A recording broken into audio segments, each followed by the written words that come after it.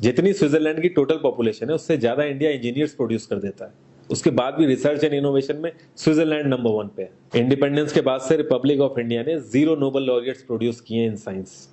USA ने 100 plus कर दिए। ASER की रिपोर्ट के हिसाब से 83% एजुकेटेड इंडियंस एम्प्लॉयबल ही नहीं है। और ये जो सुंदर पिचाई, सत्या नदेला की हम बात करते हैं, इन्होंने भी आगे चल के अपनी एजुकेशन बाहर से ही करी है। और ये सारी चीजें जो मैं बोल रहा हूँ ना, इसका रूट कॉज फाइंड आउट करने के लिए हमें थोड़ा सा पीछे जाना पड़ेगा। जब ब्रिटिशर्स हम पे रूल कर रहे थे तो ईस्ट इंडिया कंपनी के सामने 2 मेजर चैलेंजेस थे। एक, कम्युनिकेशन विद इंडियन, दूसरा वर्कर्स और क्लर्क्स की बहुत जरूरत थी उन्हें। फिर थॉमस बेविंगटन मैकॉय ने हमें इंग्लिश एजुकेशन एक्ट ऑफ 1835 दिया, जिससे उनके दोनों पर्पस पूरे हुए। पहला, उनको बंदे चाहिए थे जो चुपचाप डेस्क पे बैठे, अपना काम करें, क्वेश्चंस ना करें और ज्यादा क्रिएटिव ना हो। Second, communication in English. English सबसे ज्यादा बोले जाने वाली लैंग्वेज नहीं है, उसके बाद भी इंग्लिश एक लैंग्वेज की बजाय एक क्लास बन गया इंडिया में। रशिया, चाइना, फ्रांस, ये सब जगह इतना ऑब्सेशन नहीं है इंग्लिश को लेके जितना इंडिया में है। पुअर कम्युनिकेशन बोला जाता है अगर आपकी इंग्लिश अच्छी नहीं है, जबकि इंग्लिश ना आने का मतलब है कि आपको कोई और लैंग्वेज आती है। 5 साल पुराना iOS भी आज की डेट में आउटडेटेड माना जाता है। लेकिन इतनी इंपॉर्टेंट चीज, हमारा एजुकेशन सिस्टम, आज भी बस थोड़े से चेंजेस के साथ ऐसे ही चल रहा है। हमारे एजुकेशन सिस्टम में रटने का कंपटीशन होता है, जो ज्यादा रट लेता है उसके ज्यादा मार्क्स आते हैं। अब 95% जिसके संस्कृत में आए हैं वो भी संस्कृत नहीं बोल पा रहा है। और बेसिक हिस्ट्री होने की बजाय इतनी मोटी मोटी किताबें हैं हिस्ट्री की जिसका कोई मतलब नहीं है। अगर आज की डेट में आपको कुछ भी पता करना, आप गूगल से पता कर लोगे, उसके लिए आपको याद करने की जरूरत नहीं है इतना कुछ। और ये गवर्नमेंट स्कूल में हर क्लास में इंग्लिश का सब्जेक्ट है। 12-12 साल लगाने के बाद भी लोग इंग्लिश नहीं बोल पा रहे हैं। और बिना किसी बुक को पढ़े 5 साल का बच्चा सीख लेता है, क्योंकि उसको वैसा एनवायरमेंट मिल जाता है। a+b² is equal to a² + b²+2ab। इसका रियल लाइफ में क्या यूज है किसी को नहीं पता, न प्रिंसिपल, न टीचर, न बच्चे, बस पढ़ाए चले जा रहे हैं। हो सकता है इसका कुछ मतलब हो, लेकिन आप ट्राई करके देख लेना, किसी को नहीं पता। हाँ, 2ab की जगह अगर आपने 3ab बोल दिया तो 4 लोग हंसने वाले मिल जाएंगे आपके ऊपर। किंडरगार्टन में जो बच्चों को सिखाने के लिए टेक्निक यूज होती है वो लाख गुना अच्छी है कॉलेज की वो रटने वाली टेक्निक से। और जिन बच्चों के बहुत ज्यादा नंबर आते हैं ना, जो वो छुपा छुपा के एग्जाम में लिखते हैं, आप देखोगे जब वो रियल लाइफ में जाते हैं ना तो ज्यादातर क्रम्बल करते हैं वो। हर किसी को सेम सिलेबस और सेम चीज सिखाई जाती है बिना उसकी कैपेबिलिटी देखे।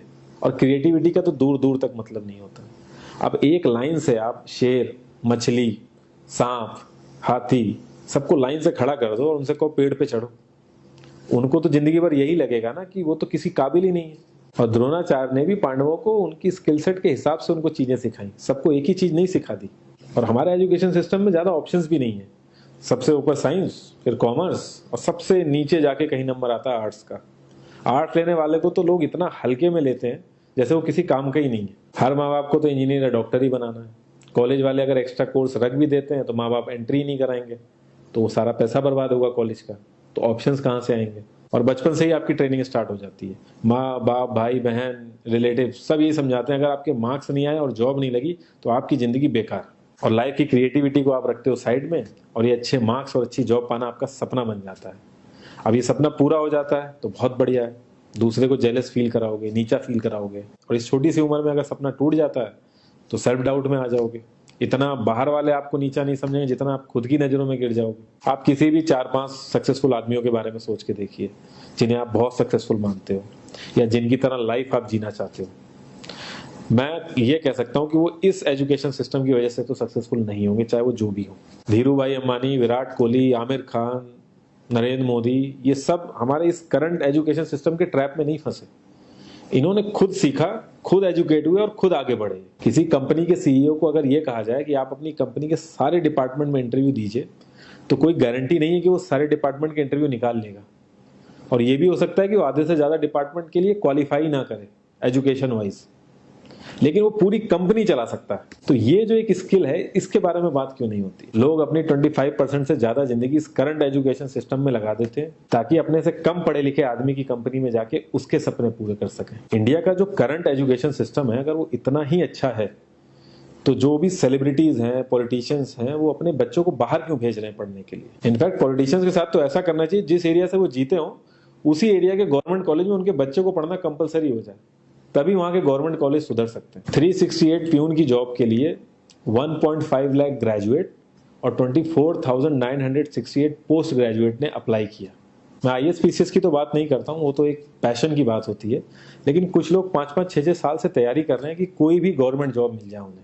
उनसे पूछोगे क्यों ऐसे इतने टाइम से लगे हुए हो, तो वो एक ही चीज बोलेंगे कि जॉब सिक्योर है। मतलब आप काम नहीं भी करोगे तो आपको निकाला नहीं जाएगा। ये सारी कामचोरी वाली बातें माइंड में इसीलिए आती हैं क्योंकि हमारा जो करंट एजुकेशन सिस्टम है वो इतना कॉन्फिडेंस ही नहीं देता है कि हम अपनी स्किल के दम पे कहीं जाके काम करें और हमें निकलने का डर ना हो। मैं आने वाले 10 साल की तो बात ही नहीं कर रहा हूँ, अगर मैं आने वाले 5 साल की भी बात करूँ तो टेक्नोलॉजीज में इतना ज़्यादा चेंजेस आ जाएगा कि जो आज हम पढ़ रहे हैं, जिस स्किल पे हम फोकस कर रहे हैं, पता नहीं वो रेलेवेंट भी होगी कि नहीं उस समय। Cloud computing, SEO, digital marketing, ये सब जॉब्स पहले एग्जिस्ट ही नहीं करती थी। हम लोगों को एजाइल होना पड़ेगा, नई नई चीज़ों को सीखने के लिए ओपन रहना पड़ेगा, क्रिएटिव माइंड लगाना पड़ेगा।